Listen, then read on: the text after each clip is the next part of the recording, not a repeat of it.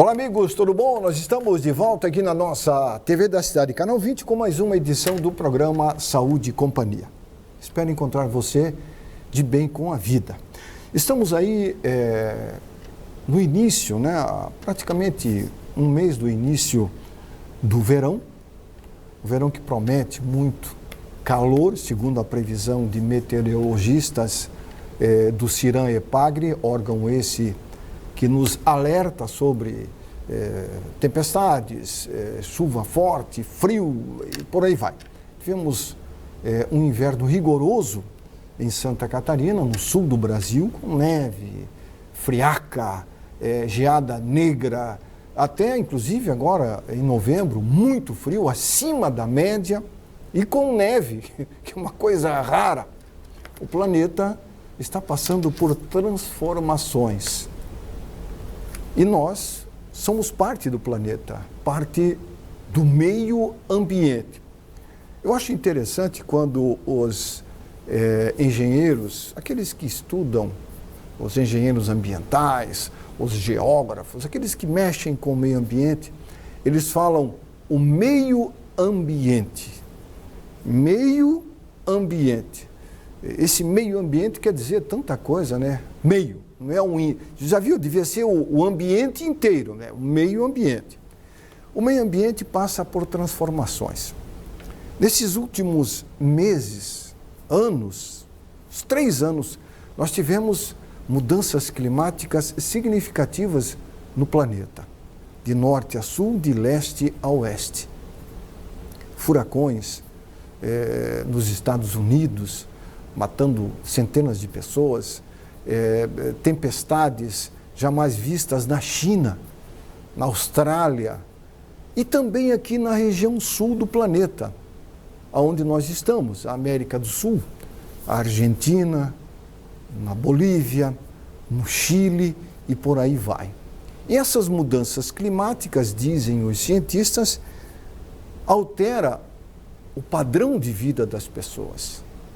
Em algumas regiões muita seca, diminui o plantio de determinados alimentos, há uma migração desses povos que habitavam essas regiões para outras regiões, levando consigo vírus e outras doenças para regiões que não existia aquele tipo de vírus. Acredite você ou não. Muito se fala sobre a Covid, dizem que está de volta, ela nunca deixou de estar entre nós. Houve um relaxamento. Dizem que o Covid, ou vírus, foi preparado no laboratório, outros dizem que que é uma arma química, outros dizem que veio de um animal que foi consumido a sua carne crua. Até agora, o que se sabe é que ele existe, o vírus, e que vitimou milhões de pessoas no planeta inteiro. Aqui no Brasil, chegamos quase a 700 mil mortes. Fora aqueles que ainda estão com sequelas em consequência da doença. E não são poucos aqueles que estão com problemas de pulmão, problemas de garganta, que perderam parte da audição, parte do paladar, e por aí vai. Mas por que eu estou falando isso? Porque agora as autoridades estão repensando a volta do uso da máscara. Aí vai começar toda aquela polêmica de novo. Vamos ter que ser obrigados a usar máscaras? Eu já falei com algumas pessoas, eu não vou usar, não quero nem saber. Pois é, a consciência é de cada um. Mas que o vírus está entre nós, ainda está. E ele mudou. Como mudou também o vírus influenza, aquele que causa a gripe. E com a chegada das festas de final de ano, aglomeração em shoppings, festas em família, festas na praia, grandes baladas, há um temor muito grande com relação a uma nova epidemia.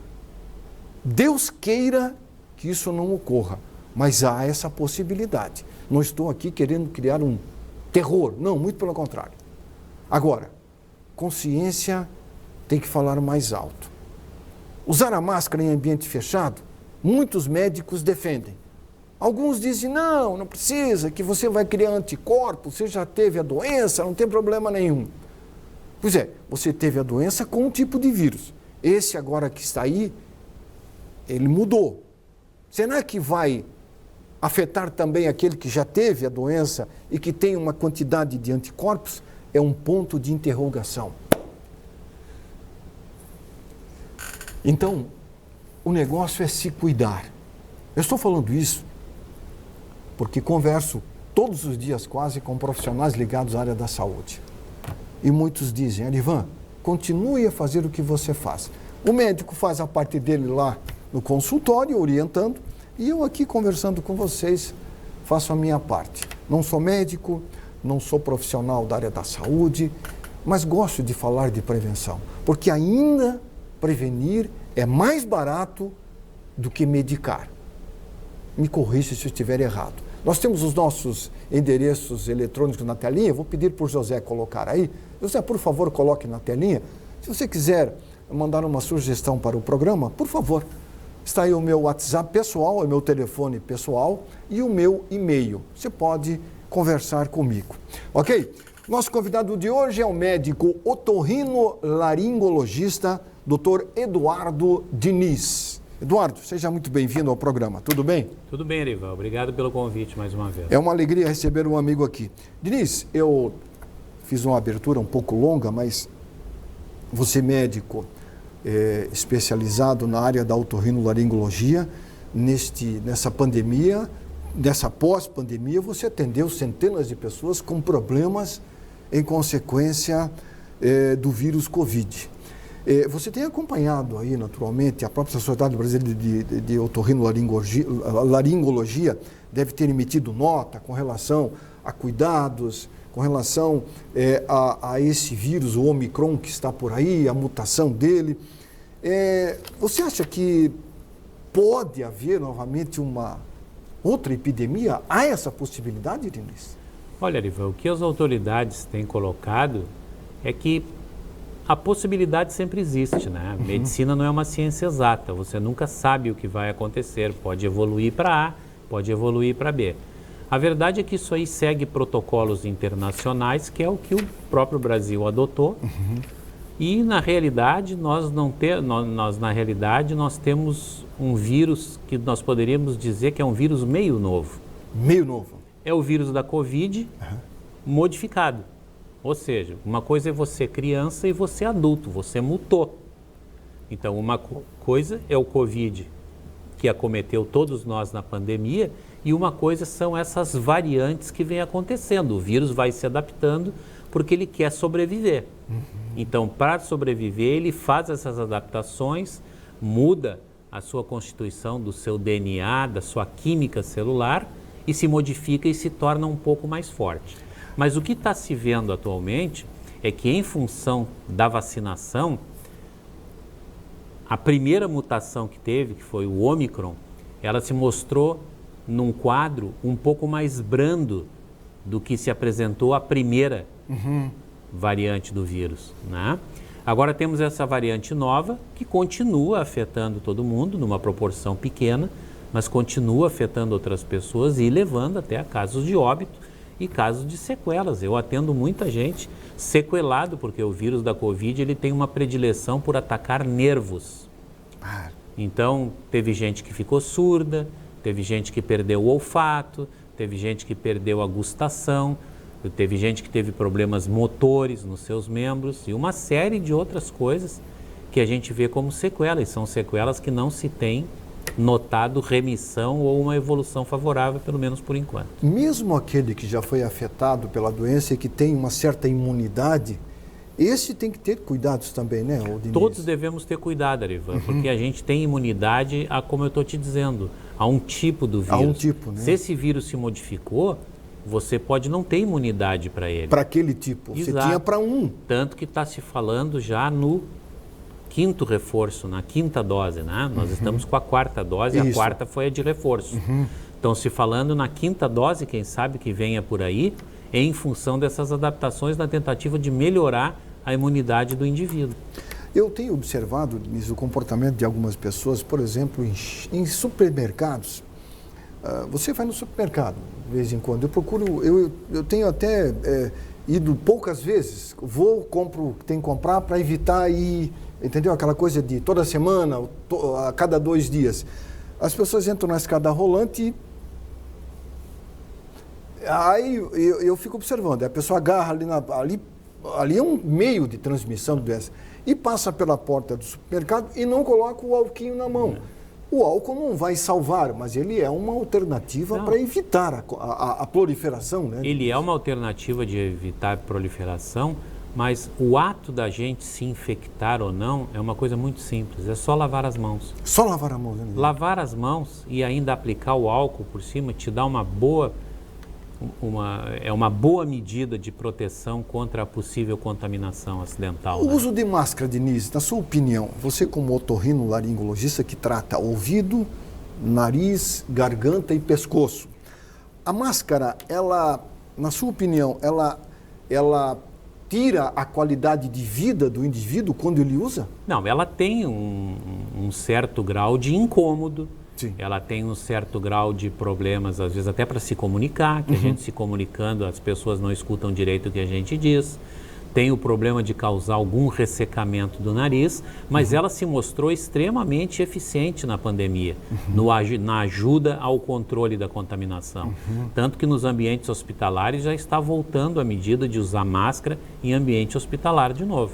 Agora, inclusive, a aviação no Brasil vai voltar a exigir dos passageiros o uso de máscara. E vai dar briga. Pode crer que vai dar. Sempre dá, né? Aquela coisa do direito de ir e vir que a pessoa tem que ter. Pois é, mas o teu direito vai até onde o meu não seja prejudicado, né, Denise? O ser humano, nesse ponto, ele é muito complexo, né? Quer dizer, a única arma que nós temos contra esse tipo de problema é a vacina. E mesmo assim, muita gente não quis se vacinar. Não, milhares. E outras pessoas, qualquer cuidado que tu estabeleça, as pessoas se sentem agredidas nos seus direitos de optar por sim ou por não. A verdade é que tu não fazendo essas medidas de proteção, você está mais exposto. Você vai passar para a sua família, para os seus amigos, para as pessoas do seu contato, assim como você pode se contaminar também.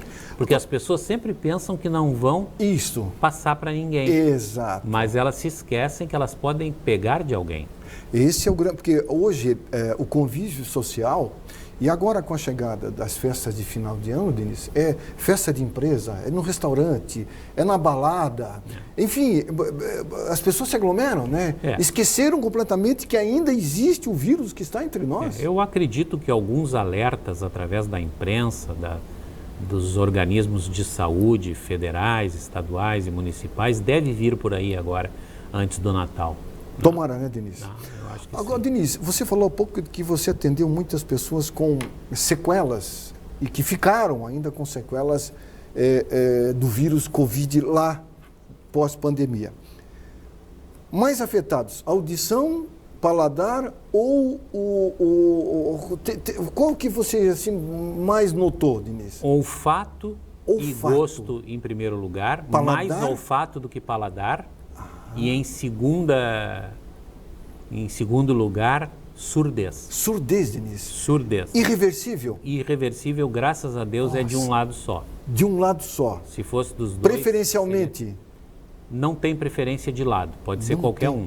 Mas como é que um vírus pode migrar para a região do ouvido, Denise? Através da circulação. Da circulação. Dos líquidos orgânicos, das secreções humanas, onde pode ter líquido, o vírus gosta. E como é um micro-organismo, é um fenômeno praticamente invisível ao olho nu. Se eu pegar com a mão em algum lugar que tem o vírus e colocar no ouvido, automaticamente posso ser infectado? Depende da característica do micro-organismo. Então, vou te dar um exemplo. Por exemplo, o vírus da AIDS, ele é um vírus extremamente lábil. Quer dizer o quê? Ele só consegue viver se ele estiver no corpo humano. Então, por exemplo, se você cuspir AIDS no chão... Uma pessoa que tem AIDS cospe no chão. No outro dia, você vai lá, não tem mais AIDS ali. Agora, se você cuspir tuberculose, que é um bacilo resistente, aquela tuberculose vai estar ali durante muito tempo. Sobrevive há muito tempo. Sobrevive, o bacilo... Ela é aeróbica, vamos dizer assim. Ela resiste muito às condições ambientais e tal. E hoje está se descobrindo bactérias que vivem em ambientes hostis, como ambientes desérticos, ambientes com alta umidade, né? A bactéria gosta de calor e umidade. E umidade. Isso quer dizer, então, voltando ao que nós estamos falando, que a máscara ainda é uma grande defesa, além da vacina, é claro. Já está mais do que comprovado, né, Denise? Vacina, máscara, lavar as mãos e o álcool. Esses 3 itens... Fundamental. Fundamental. Nós estamos falando isso aqui porque ainda existe uma certa resistência, Denise. Eu converso com pessoas todos os dias que dizem, não, isso é uma invenção, a doença não existe. Dizem, mas o que você quer mais ver e ouvir de que a doença existe? O ser humano, nesse ponto, ele é complexo, né? Ele é estranho, né? Ele sempre quer contrariar normas, como se fosse uma afirmação a ele mesmo de que ele não anda como todo mundo anda, ele é diferente, né? Mas você vê assim, né? Se tu renegares uma vacina que foi construída agora, então tu tem que renegar vacina para cachumba, tu tem que renegar vacina tríplice viral, tu tem que renegar vacina para tuberculose, tu tem que renegar vacina para meningite, ou seja, por que as vacinas que já eram feitas antes da Covid valiam e todo mundo queria se vacinar, e por que a da Covid não vale e ninguém quer se vacinar? Mas aí está um grande X. Mas o que dizem é como é que descobriram em tão pouco tempo a vacina? Porque você não pode comparar a ciência de hoje com a ciência de 40, 50, 60 anos atrás. É isso que eu tento explicar, Denise. Né? Antigamente nós nos comunicávamos por um cordão de pessoas, um passa para o outro, e a informação saía A do primeiro e chegava Z no último. Hoje nós apertamos um botão de um computador, nós temos informação na hora ali. Né? Então, esses processos, tempo real, vamos dizer assim. Nós temos mais drogas, mais reagentes, mais substâncias para acelerar reações e expor esses micro-organismos a condições favoráveis àquilo se desenvolver em laboratório, né? Porque você só pensa nesse tipo de coisa se o micro-organismo estiver no corpo humano. Hoje nós temos condições de copiar a situação do ser humano e injetar aquele micro-organismo ali e ver como ele se comporta.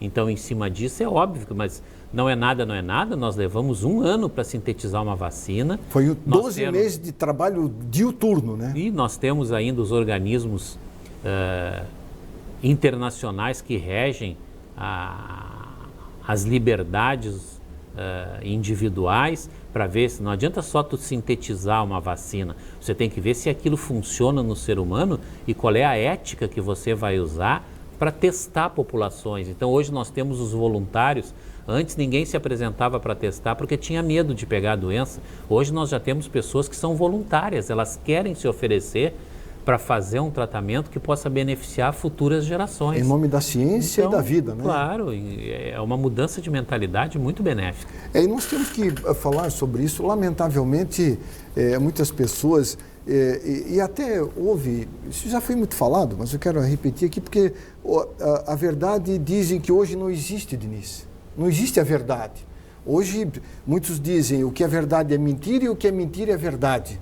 Não existe a verdade porque as pessoas sempre querem uma prova da verdade. Exatamente. Mas nunca querem olhar para a prova da mentira. É isso. Né? Ou seja, sempre tem que ter alguma coisa que prove que funciona. Se não funcionou, não quer dizer que não funcione totalmente. Quer dizer que alguma ajuda pode dar. Muito bem. Falando sobre saúde, nós vamos ao intervalo comercial rápido.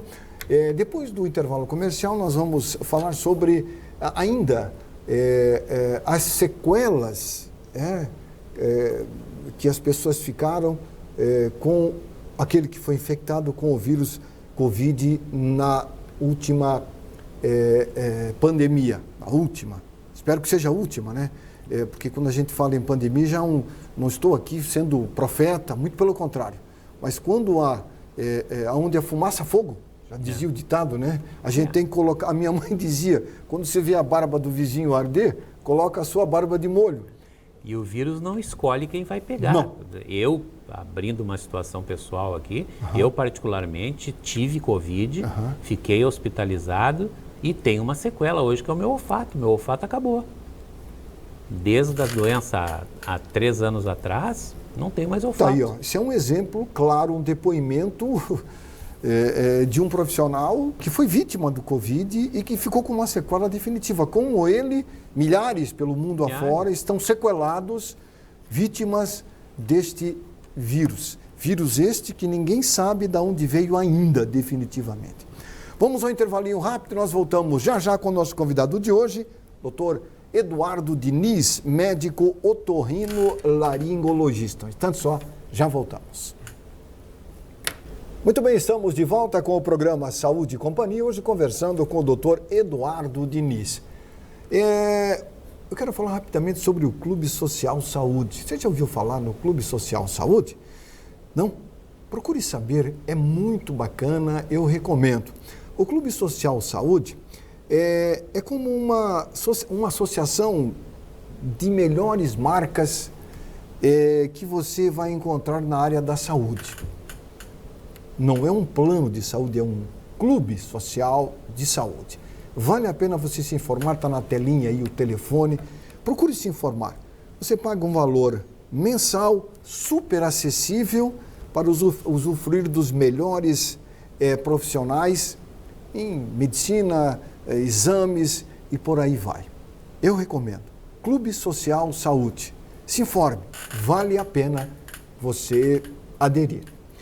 Dr. Eduardo Diniz, quando nós falamos de doença infecciosa, contagiosa, é claro que o Covid, não podemos esquecer de outras, a tuberculose, meningite e outras mais, né?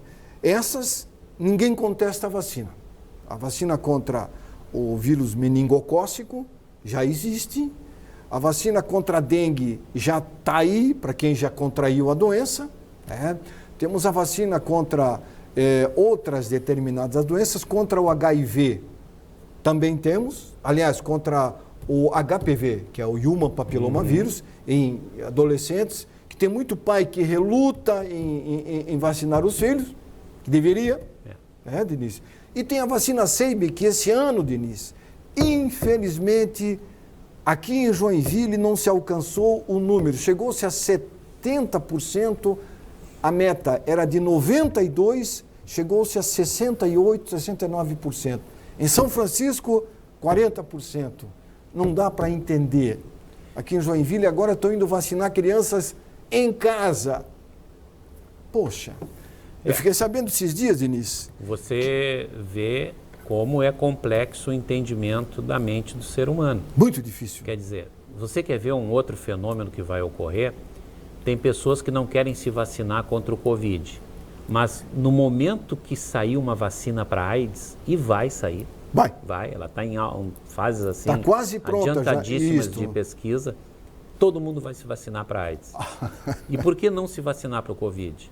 A Sabin, só a família que tem um filho sequelado pela paralisia infantil é que sabe avaliar o valor daquelas 2 gotinhas ali que não custava nada levar a criança. A criança não sabe escolher, ela não tem direito de escolher. Então, a responsabilidade é dos pais. Diniz, eu coloquei no ar aqui um médico de Guaratuba que foi vítima dessa doença que você falou. Que o pai, na época, não o levou para tomar a gotinha. Na época não era gotinha, era ainda injeção. E ele teve sequela, ele tem dificuldade de caminhar, anda com um andador, mas ele é médico. E ele fez um apelo aos pais para que vacinem seus filhos. Não deixe de vacinar. Eu estive lendo uma matéria essa semana que passou, Diniz, sobre o desperdício de dinheiro público no Brasil em relação à vacina. O governo adquire as vacinas, porque isso tem um custo. E tem um vencimento. E ela tem uma validade. Foi assim contra a gripe, foi assim contra o Covid e contra outras doenças. Aí o governo faz a campanha de vacinação, estima o público-alvo, 10 milhões de pessoas. Ele compra 12 milhões de doses, compra um pouquinho mais, ou 11 milhões de doses. E dessas 11 milhões de doses, 40% é desperdiçado.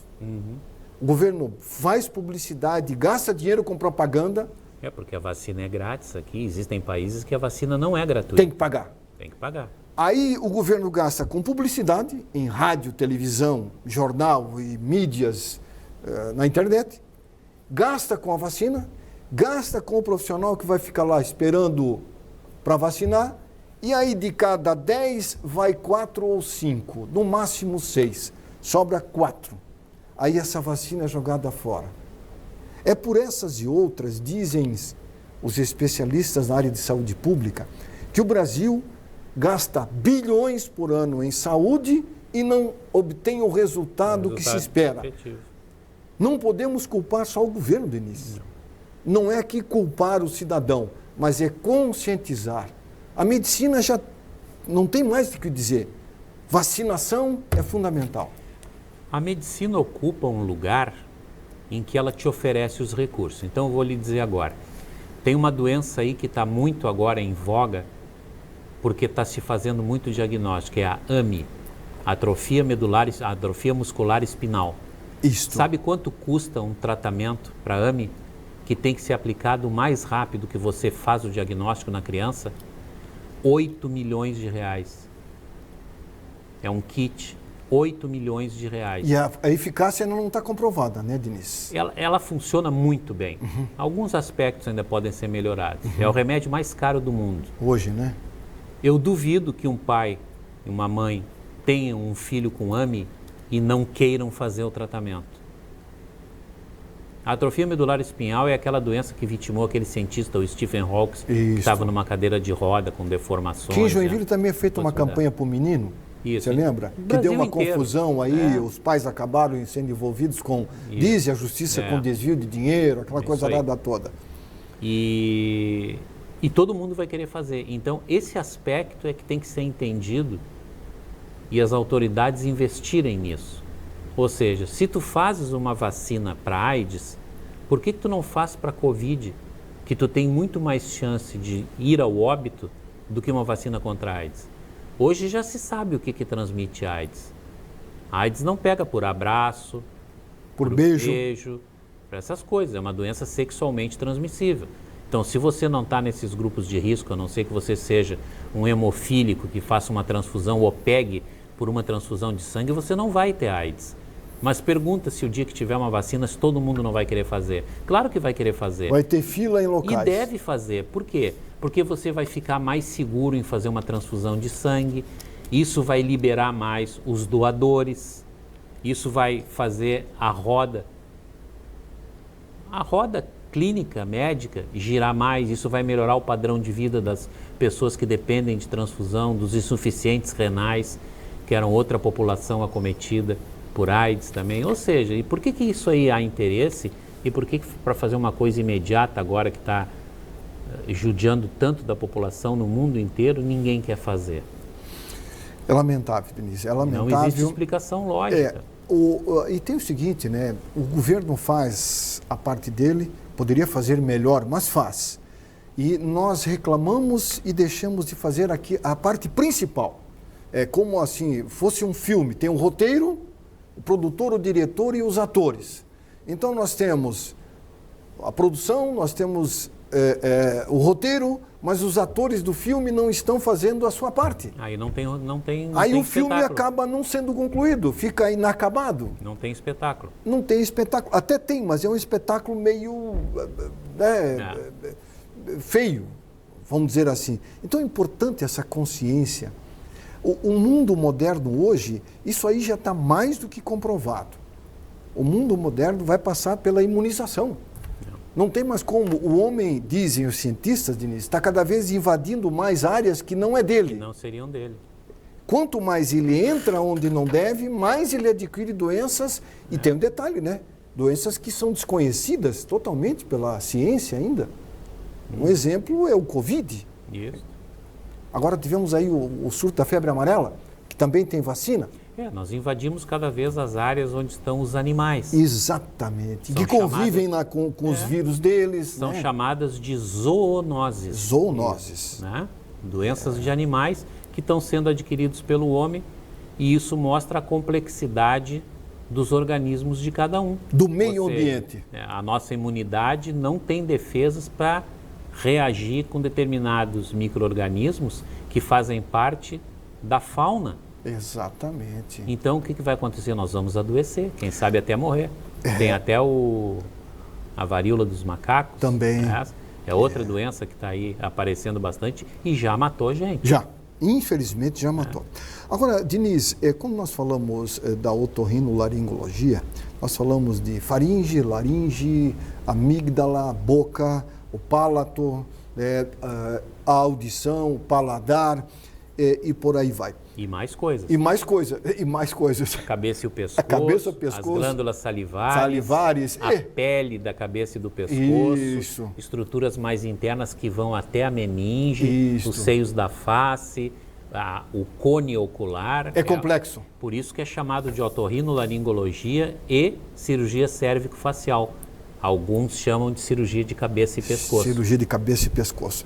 Por isso que o nome, eu não sei, mas a especialidade com o nome mais complicado é otorrinolaringologista. O resto é urologista, ginecologista, obstetra. Agora, otorrinolaringologista é grande, é complexo. Era o nome mais longo que existia na especialidade, ou seja, os primeiros endoscopistas da medicina eram otorrinos. Otorrinos. Eles que tiravam os corpos estranhos de dentro da traqueia, de dentro das cavidades naturais. Então, a especialidade antes era chamada otorrinolaringologia, broncoesofagologia e cirurgia de cabeça e pescoço.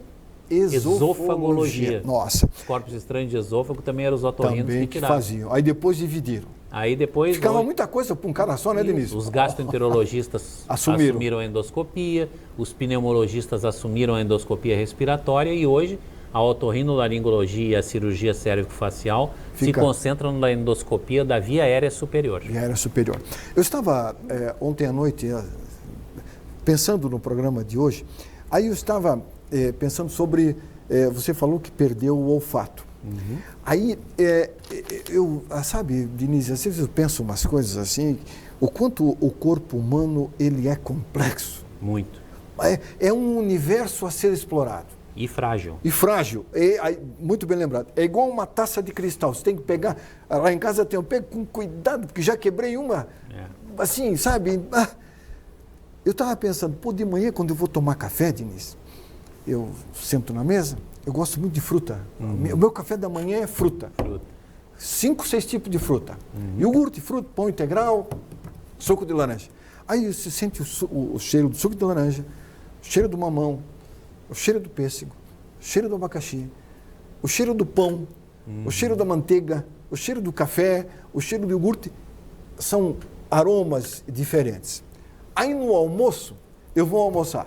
Aí eu sinto o cheiro do tempero da carne, do arroz, do feijão, sinto o cheiro da salada, do tomate, do azeite de oliva. Aí à noite eu vou jantar. Aí eu faço um omelete, sinto o cheiro do omelete com alho poró, aí tomo um copinho de suco, um pãozinho, um queijinho branco, cada um com o seu cheirinho diferente. Aí eu pensei no olfato. Como o olfato tem uma importância, né, Denise? O olfato... Impressionante. O olfato é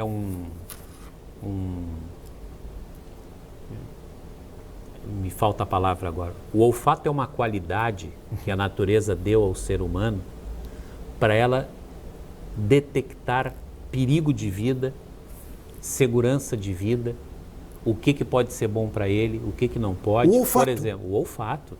Um leão, por exemplo, ele sente o cheiro dos zebus da presa a mais de 1 quilômetro de distância. Só o vento traz e ele já sente ali. Nossa. Porque eles têm o olfato do cachorro, por exemplo. O gato também é muito apurado. Para detectar droga, muito apurado. Então, se você priva o indivíduo desse tipo de sentido, a vida começa a ficar um pouco mais difícil. Por exemplo, como regra geral, na natureza, que é onde o homem primitivo tirava os seus alimentos, tudo que aparentemente fosse doce poderia ser comido. Tudo que fosse amargo poderia não ser comido. Deveria não ser comido, porque poderia ser veneno, coisas que fariam mal ao tubo digestivo e coisas afim.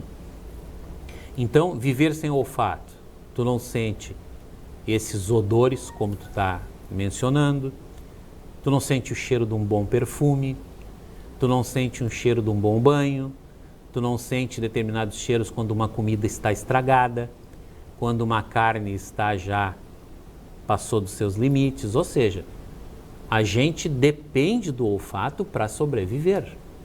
E isso é muito importante. Então, geralmente o olfato e o paladar, eles estão juntos. Juntos? Quando um afeta, o outro afeta junto.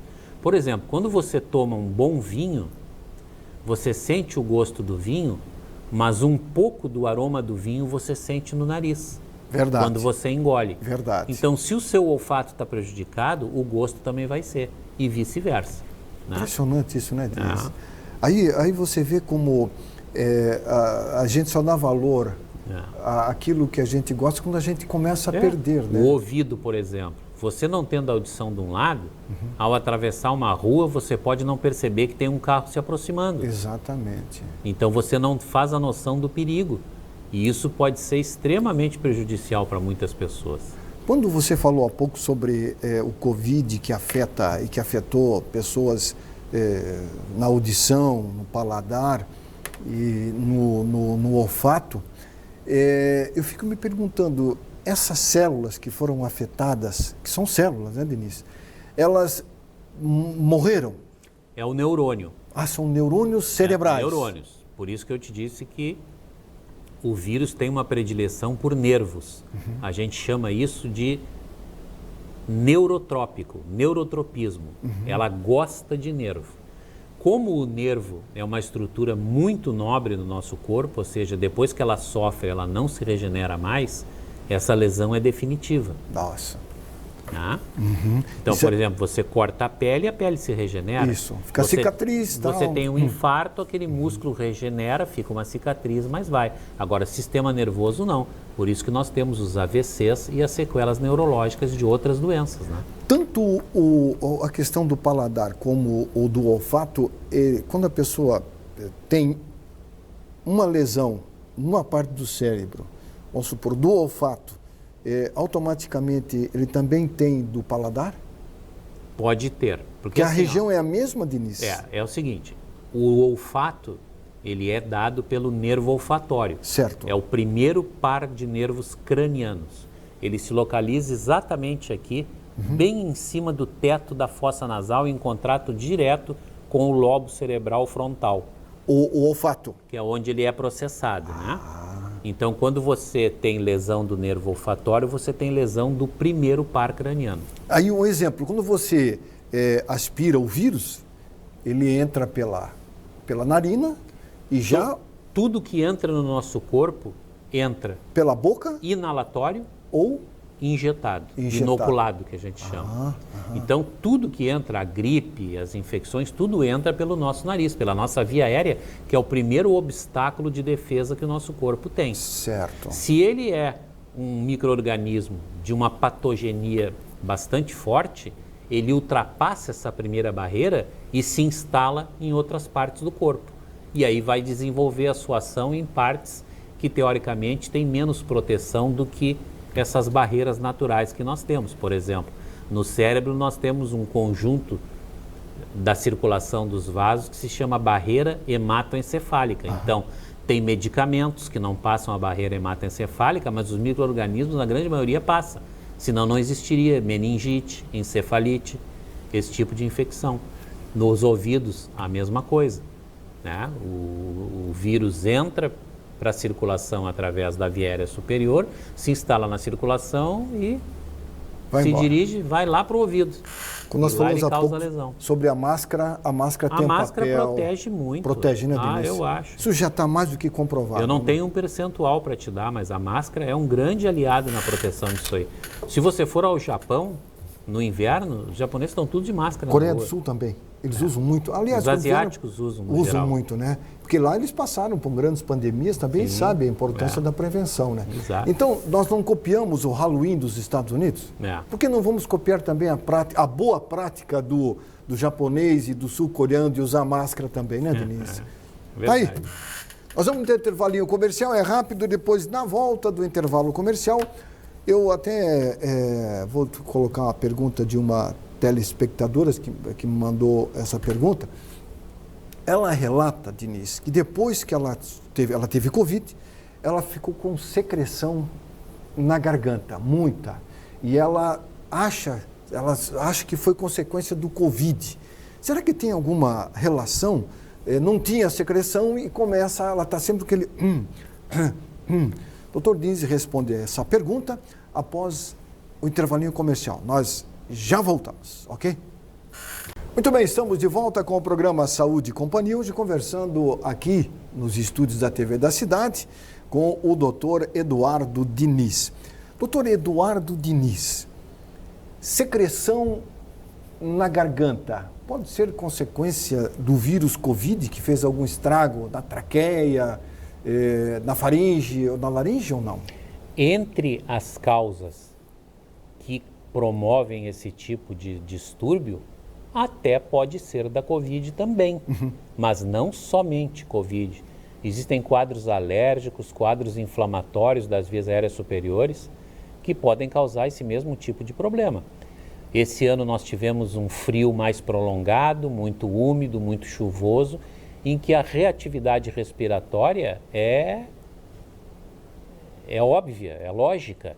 Então, o nosso organismo reage contra as condições ambientais. Até isso é uma coisa interessante, os congressos da minha especialidade, até uns 20, 25 anos atrás não existia isso. Hoje já existe espaço para os temas sobre climatologia e a otorrinolaringologia. Ligado um com o outro? Ligado, porque a via aérea é quem primeiro entra em contato com o ar, com a qualidade do ar, com a constituição do ar, com a temperatura do ar, né? Tudo isso reflete sobre a nossa via aérea, né? Nós temos que ter sempre a mesma temperatura a partir da traqueia, dos brônquios e do pulmão. Senão, num clima frio, nós iríamos congelar o nosso pulmão e nos climas quentes nós iríamos superaquecer isso aí. Então, quem regula isso aí é o pulmão. O nariz participa bastante também de preparar o ar que vai ser inalado pelo pulmão. Então, essas queixas inespecíficas, assim, de secreção, eu sinto um desconforto, parece que tem alguma coisa presa na minha garganta, isso é típico de climas como o nosso aqui. O ar-condicionado, ele resseca o ar.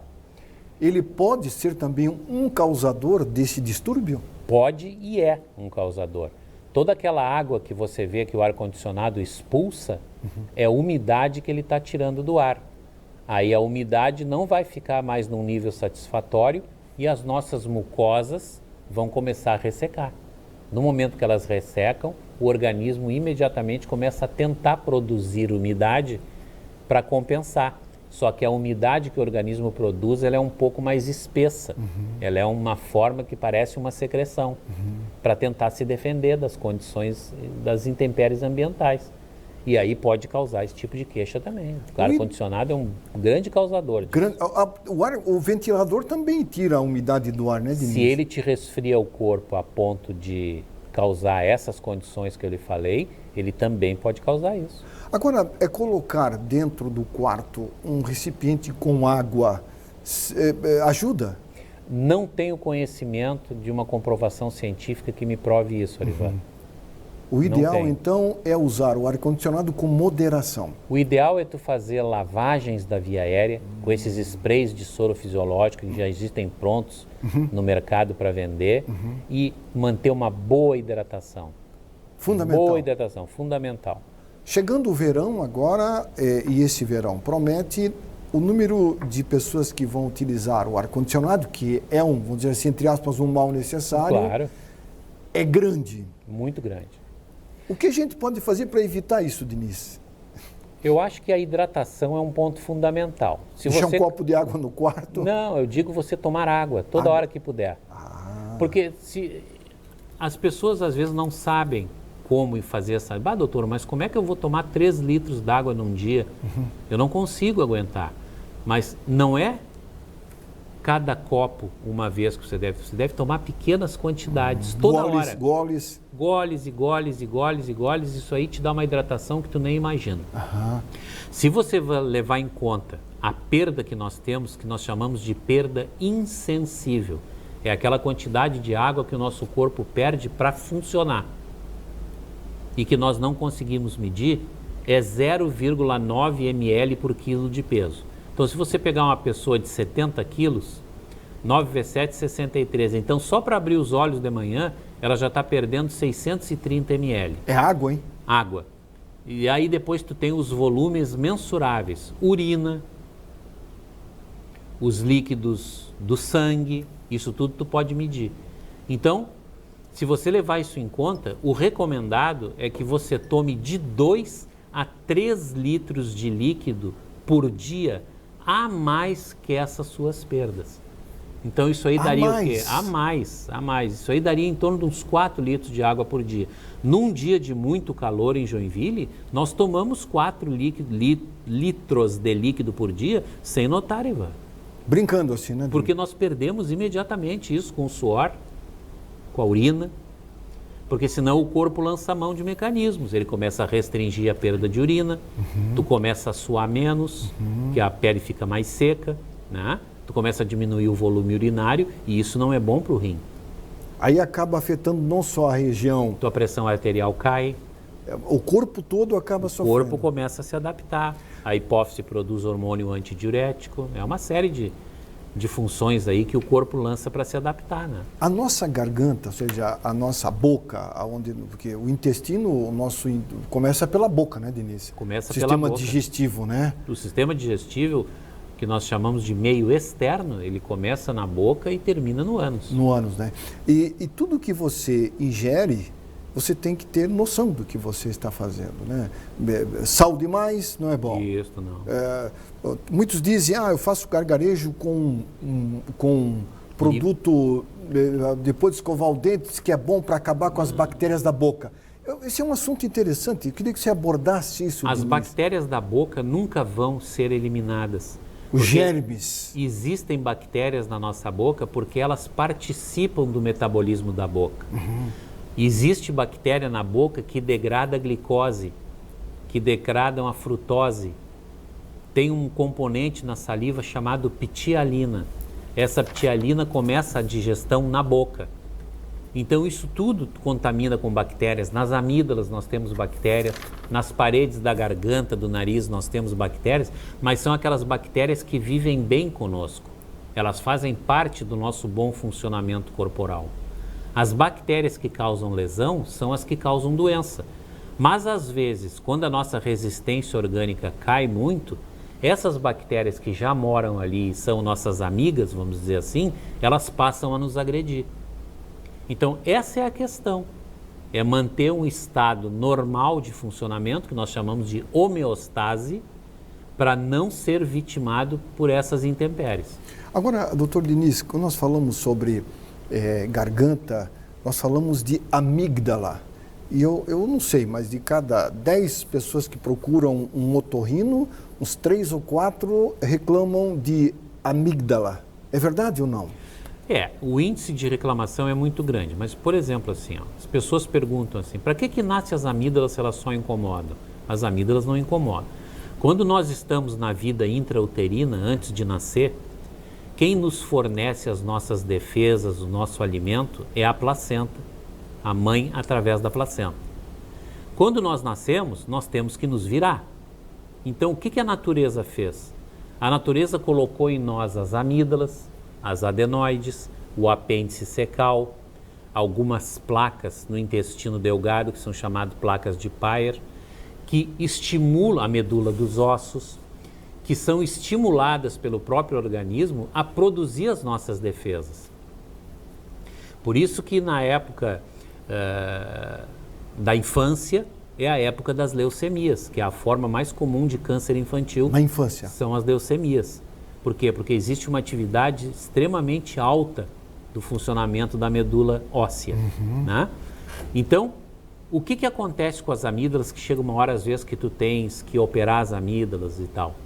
Elas incomodam, por assim dizer, durante um período na vida. Dos 2 aos 4, 5, 6 aninhos. Por quê? Porque a partir de cada infecção que você tem na amígdala, você desenvolve anticorpos. Então elas não são inúteis. Agora, se esse número é demasiado alto, ou se essas amígdalas são muito grandes, que atrapalhem a sua respiração, atrapalhem a alimentação, a criança não cresce, não ganha peso, não dorme direito, está sempre magra, está sempre doente, aí é uma atitude que você precisa tomar em relação a elas. Se não, tem gente que nasce com as suas amígdalas e morre com elas. Não existe essa coisa de que a amígdala é feita para ser retirada, muito pelo contrário. Já se sabe muito bem o papel imunológico das amígdalas e não é assim que isso é abordado. Ou seja, ela é um órgão que faz parte do nosso corpo, que tem um papel tão importante. Tanto é que você nasce com ela, né, Exato. Denise? E a manutenção dela é importante. Sim, sem dúvida nenhuma. Para poder fazer uma cirurgia de uma amidalectomia, só em casos mais extremos, né, Denise? É como eu estou te dizendo, casos em que as infecções são em número muito grandes, casos em que há obstrução respiratória e casos, às vezes, de complicações, né? Você pode ter, a partir de uma infecção de amígdala, complicações nas válvulas cardíacas, no rim, principalmente, que você pode ter essas complicações à distância. Mas são doenças mais raras? Mais raros, não se vê tanto hoje. Eu, quando fiz a minha formação, ainda via febre reumática. Febre reumática. E glomerulonefrites pós-estreptocócicas. Hoje não se vê tanto mais, em função da vacinação e dos cuidados que está se tomando, né? Mas é importante, né? A pessoa, quando tem uma sensação ruim com relação à sua amígdala, não se automedicar, né? Não, ela deve ir ao médico para ela ter um diagnóstico correto, porque a grande maioria das amidalites são virais. Mas se ela for bacteriana, com placas, ela vai ter que usar antibiótico, que é para não correr o risco de ter essa propagação da infecção para outras partes do corpo. Ah, tá. Agora tem o seguinte, usar antibiótico não é usar qualquer antibiótico. Não, tem a sua indicação, que é o que melhor responde, e o antibiótico tem que ter afinidade com o germe que causa. Pois é. Por exemplo, um germe que causa uma meningite não é o mesmo que causa uma amidalite. Mas não mas é antibiótico. É, né? antibióticos. Amidalite bacteriana é necessário tomar antibióticos. Agora, um profissional de saúde sabe identificar que tipo de bactéria olhando na garganta do paciente? Ele vai identificar qual é a bactéria se ele fizer uma colheita de material e olhar no microscópio. Agora, a olho nu assim? A olho nu é como a garganta dele se apresenta. Amígdalas vermelhas, crescidas, placas esbranquiçadas ou acinzentadas nos dois lados. Existe um tipo de amidalite que dá de um lado só, que é chamada de angina de Plovinsan, que é causado por um outro tipo de bactéria, mas o quadro clínico já lhe diz o que é. É como você pegar um paciente com pneumonia, está com tosse, está com dor torácica, está com febre, respiração curta, está com astenia, está debilitado, muito provavelmente ele está com pneumonia. Chance de pneumonia é grande. A chance de pneumonia é grande. Denise, nós temos um minutinho para encerrar o programa. Gelado causa problema na amígdala? Inflama a amígdala? O revestimento da nossa garganta tem células que possuem cílios, que parecem uns pelinhos. Já se sabe que a bebida de baixa temperatura causa uma paralisação do movimento ciliar. A paralisação do movimento ciliar para de botar a secreção para fora. E aí a secreção fica ali em cima com bactérias que podem adentrar a parede do epitélio e causar infecção. Então, o gelado pode causar sim. O gelado pode? Principalmente quando há uma troca súbita de temperatura. Você tomar uma coisa muito quente e tomar uma gelada logo após. Essa quebra de temperatura causa muito mal à garganta. Crianças que tomam refrigerantes gelados, tem que ter um Deveria tomar levemente gelado. Levemente gelado. Nunca na temperatura, por exemplo, que um adulto toma uma cerveja, por exemplo. É diferente a criança, né, não tenha dúvida. A amígdala dela não tem a mesma defesa, Ele ainda, por ter uma tenra idade, ainda não tem a resistência esperada para esse tipo de situação. O ideal é usar a amígdala com moderação, ou seja, não muito gelado e nem muito quente. Proteger a amígdala, né? Cuidar bem dela. Ela faz parte do nosso sistema imunológico. E é um órgão... A amígdala é um bolo de linfócitos. Um bolo de linfócitos. E tem a sua função dentro da nossa defesa imunológica. Bem determinada. Tomar bastante água faz a diferença. Toda. Evitar gelado faz a diferença. Faz. Doutor Eduardo Diniz, obrigado pela sua presença, meu amigo. Eu que agradeço mais uma vez, Arivan. Um grande abraço, até a próxima oportunidade. Se Deus quiser. Um grande abraço. Muito bem, nós ficamos por aqui. Voltamos semana que vem. A todos, um grande abraço. Lembrando que nós estamos aqui também em nome do Laboratório Gimenez, da Clínica São Marcos Pneumologia e do Clube Social Saúde. Se você ainda não conhece, procure conhecer. Você vai se encantar com as vantagens do Clube Social Saúde. Grande abraço a todos e um detalhe, no trânsito, muita atenção. A vida tem que estar sempre em primeiro plano.